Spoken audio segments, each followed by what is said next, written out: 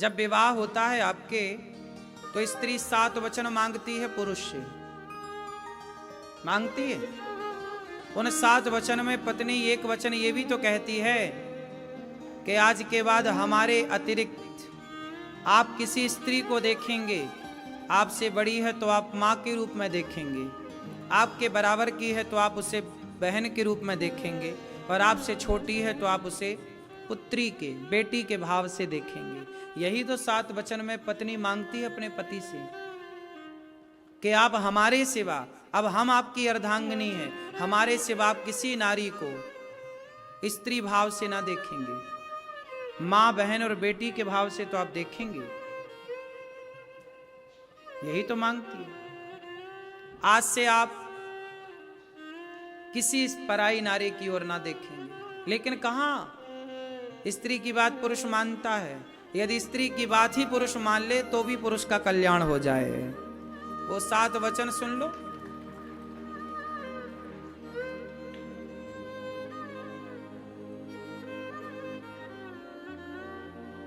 उन 7 वचन में स्त्री ये भी कहती है अपने पति से, क्यों मैया, तुम महिलाओं को अपने अपने 7 वचन याद कर लेना चाहिए।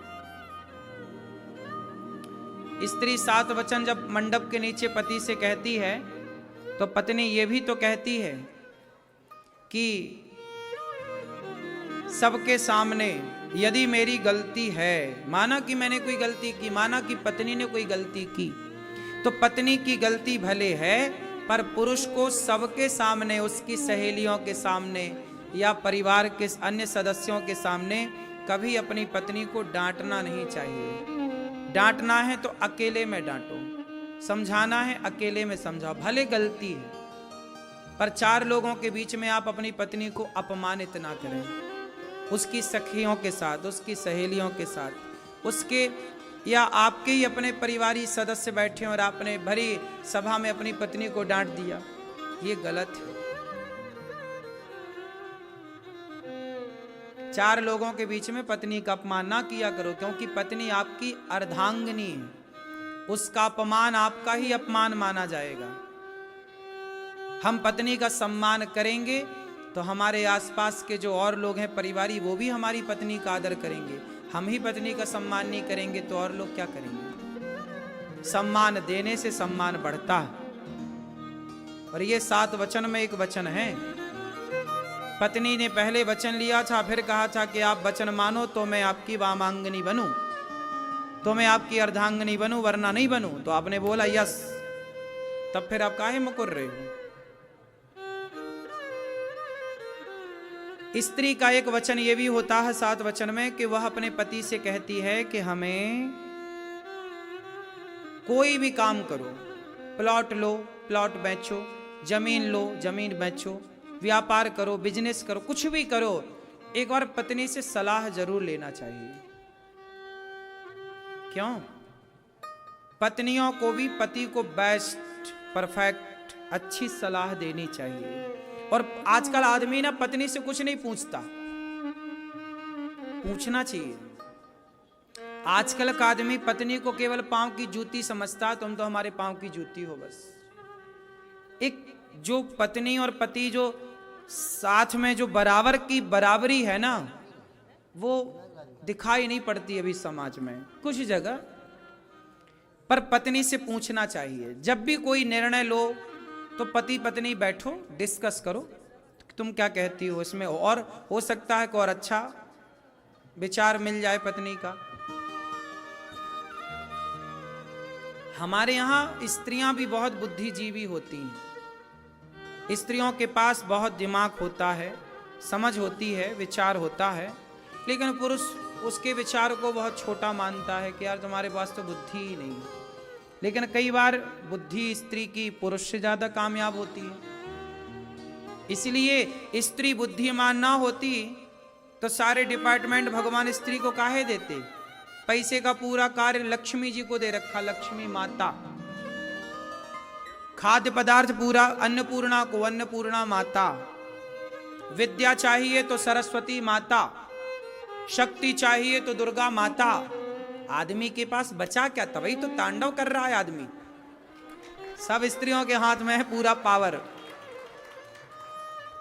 नहीं, विद्या की देवी सरस्वती, धन की देवी लक्ष्मी, शक्ति की देवी दुर्गा, खाने पीने की देवी अन्नपूर्णा, है ना, पानी गंगा के पास, यमुना के पास। तुम्हारे पास बचा क्या? बोलो। सारी नदियां माता हैं, समुद्र देवता है, समुद्र के पास खारा है, जाओ अब नदियां तो गंगा है, मीठा तो स्त्रियों के पास है। इसलिए हमारे यहां स्त्री को आगे रखा है, स्त्री पहले पुरुष बाद में। सीता राम, गौरी शंकर, राधा कृष्ण, ठीक है। स्त्री आगे है कि पीछे है? क्यों भैया? ये भैया बताएं, सताए हुए, आगे हैं कि पीछे हैं? फिर तो आप भी अपनी स्त्री को आगे ही रखिएगा। सलाह लेते हो पत्नी से कि नहीं? अरे माता पिता की अभी हम बात कर ही नहीं रहे हैं, अभी हम पत्नी की कर रहे हैं। यार तुम बहुत आगे आगे भागते हो।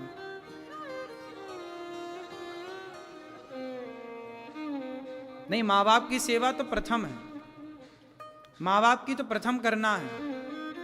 पत्नी कहती है कि माँ बाप को छोड़ दो, तो पत्नी की ये बात बिल्कुल नहीं माननी है। और तुम यहीं लड़ लो। जब यहां लड़ने का तुम्हारा इतना मूड है तो घर में पता नहीं क्या करते होगे। दिन भर तुम मारते ही रहते होगे पत्नी को। लक्षण ठीक नहीं लग रहे हैं तुम्हारे।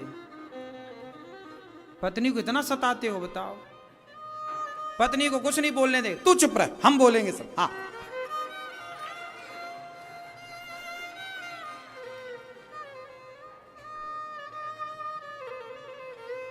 अरे मजाक कर रहे हैं दादाजी, परेशान ना होइए।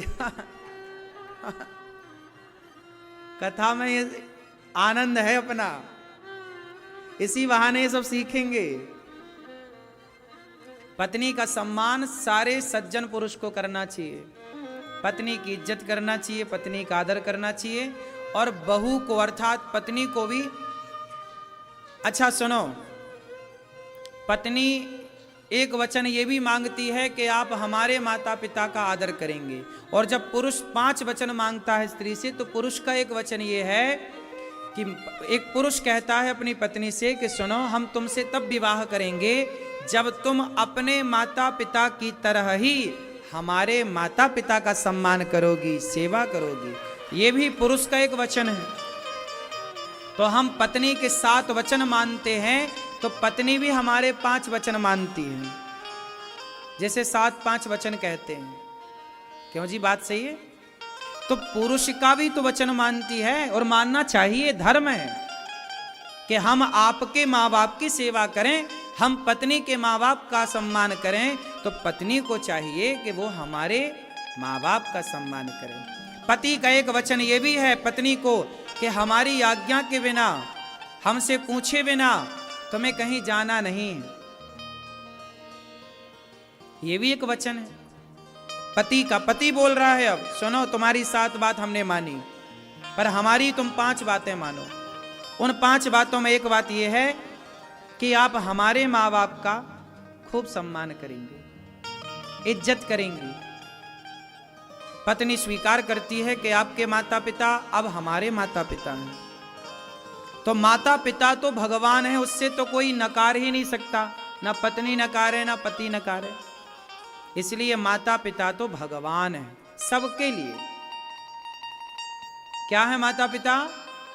तो आप अपने माँ बाप की सेवा करती हो, सास ससुर की? सही पूछेंगे हम सास ससुर से, सेवा करती हैं? पति की भी सेवा, पति के पांव दबाती हैं? पति के चरण दबाया करो। लक्ष्मी जी जैसे भगवान नारायण के पांव दबाती हैं। ससुर पिता होता है, सास माँ होती है। भारत की प्रत्येक बहू सास को, ससुर को माँ बाप मानने लग जाए तो घर स्वर्ग बन जाएगा। और सास ससुर बहू को बेटी की तरह रखने लग जाए तो घर घर कहाँ